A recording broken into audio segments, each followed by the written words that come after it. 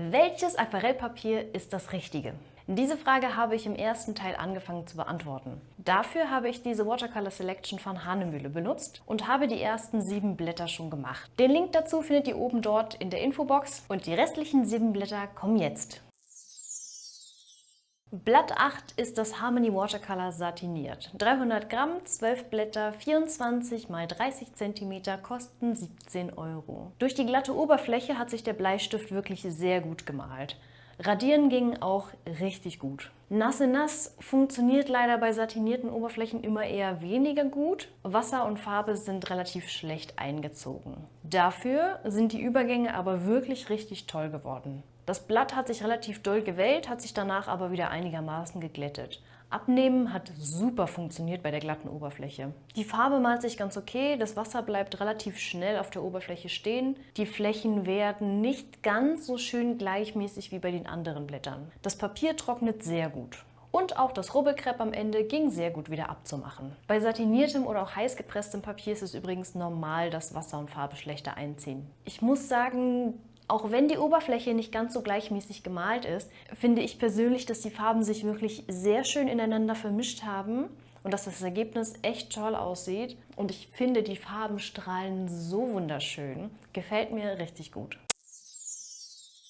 Blatt 9 ist das Expression Watercolor. Es hat 300 Gramm Papier aus 100% Hadern, ist matt und 20 Blätter 24 x 30 cm kosten 22 €. Das Malen mit Bleistift hat sehr gut funktioniert. Die Oberfläche ist recht fest. Auch das Radieren hat wunderbar funktioniert. Das Wasser bei Nasse Nass ist wunderbar eingezogen. Beim Abnehmen hat sich die Oberfläche leider ein wenig mit abgelöst. Die zweite Schicht obendrauf sah aber wirklich richtig toll aus. Auch die Übergänge sind richtig schön geworden. Es hat sich beim Malen fast gar nicht gewellt. Farben malen sich okay, die Flächen werden schön gleichmäßig. Und auch die Farben am Ende leuchten wirklich schön. Was mir aufgefallen ist, ist, dass das Papier bei mir relativ langsam getrocknet ist. Und das Rubbelkrepp ging an 1-2 Stellen etwas schwerer ab als bei den anderen Papieren. In meinen Augen auf jeden Fall ein Allrounder, mit dem du wirklich gut arbeiten kannst. Hat für mich persönlich aber nichts Besonderes, wo ich sagen würde, das Papier muss ich auf jeden Fall haben.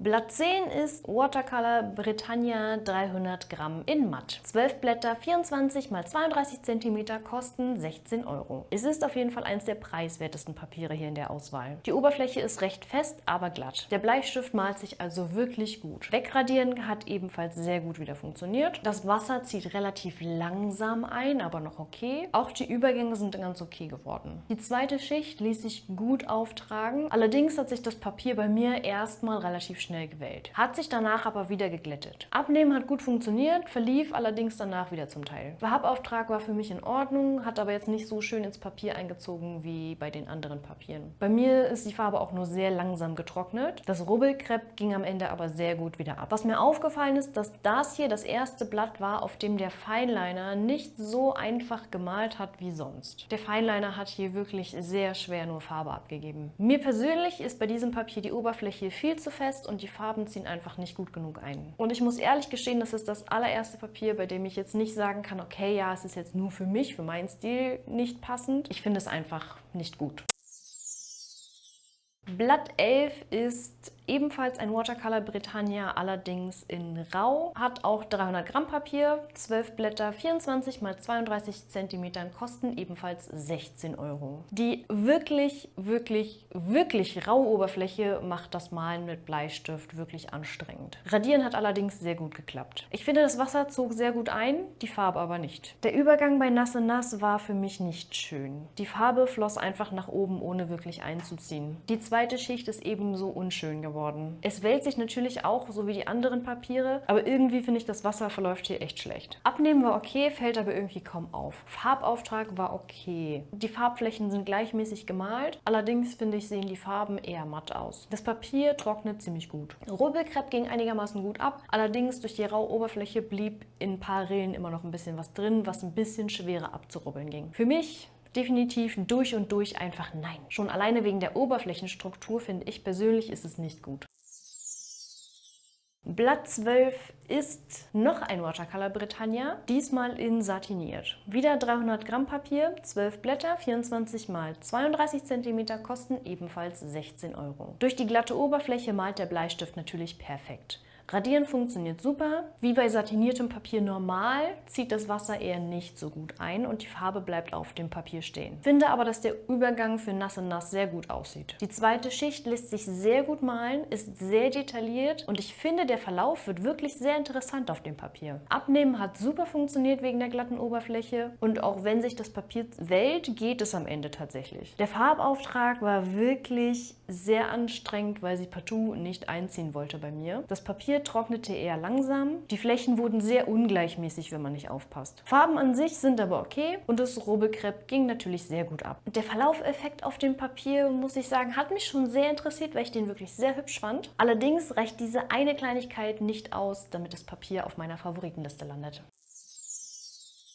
Blatt 13 ist das Watercolor Torchon. Ich hoffe, ich spreche das richtig aus. Soll französisch sein. Dieses Blatt hat 275 Gramm Papier, 24 x 32 cm, kosten 32 Euro. Bleistift malt sich ganz okay, weil die Oberfläche recht fest ist. Radieren klappt gut. Das Papier ist relativ leicht, weswegen es sich ziemlich doll wählt. Dafür zieht das Wasser relativ gut ein. Der Übergang wird sehr schön. Die zweite Schicht auf diesem Papier hat sich wirklich sehr gut malen lassen. Das Abnehmen war okay, allerdings haben sich einige Fasern dabei gelöst. Der Farbauftrag an sich war hier wieder einmal sehr gut. Die Flächen werden schön gleichmäßig und die Farben leuchten wunderschön. Das Papier trocknete relativ gut und der Robelcrêpe ließ sich am Ende sehr gut ablösen. Die Oberfläche ist für mich persönlich ein bisschen zu fest, allerdings finde ich, dass dieses Papier sich wirklich sehr schön malt. Diesen Preisunterschied merkt man auf jeden Fall sofort. Und ich finde, es ist ein sehr gutes Papier, wenn man Wert darauf legt, dass es hochweiß sein soll.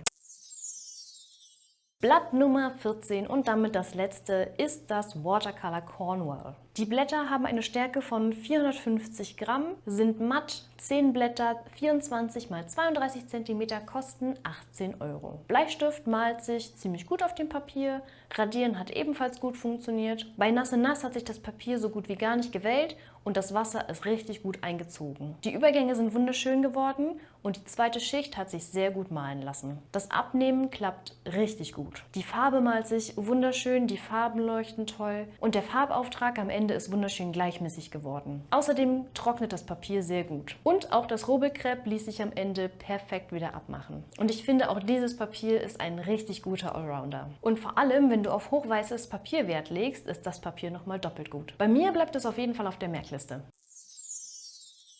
Kommen wir zu meinen persönlichen Favoriten. Ganz wichtig ist mir an dieser Stelle, dass es hier ausschließlich um meine persönliche Meinung geht. Je mehr ich über Aquarell jetzt lerne, desto mehr ist mir klar, warum es so viele verschiedene Aquarellpapiere gibt. Jeder hat seine eigene Art, mit Wasser umzugehen, jeder bevorzugt seine eigenen Techniken und deswegen denke ich, dass jeder Papier auf ganz andere Arten bewerten wird. Während ich zum Beispiel gerne alles kontrolliere, lassen andere Farbe und Wasser gerne fließen. Deswegen solltest du auf jeden Fall deine eigene Meinung über Papier bilden. Für mich war dieser Blog nämlich eine sehr lehrreiche Erfahrung, die ich absolut jedem ans Herz legen kann. Und aus den 14 vorgestellten Papieren zeige ich dir jetzt, welche 3 meine persönlichen Favoriten sind. Auf Platz 1 ist bei mir ganz klar das Watercolor Cornwall gelandet. Denn ich finde hochweißes Papier absolut traumhaft. Und da ich zusätzlich alle Techniken so anwenden konnte, wie ich es einfach von mir aus machen würde, hat dieses Papier natürlich gewonnen. Auf Platz 2 ist bei mir The Collection Watercolor in Matt gelandet. Nochmal zur Erinnerung, das war Blatt 1 im ersten Video. Der Grund dafür ist, dass mir persönlich das Malen auf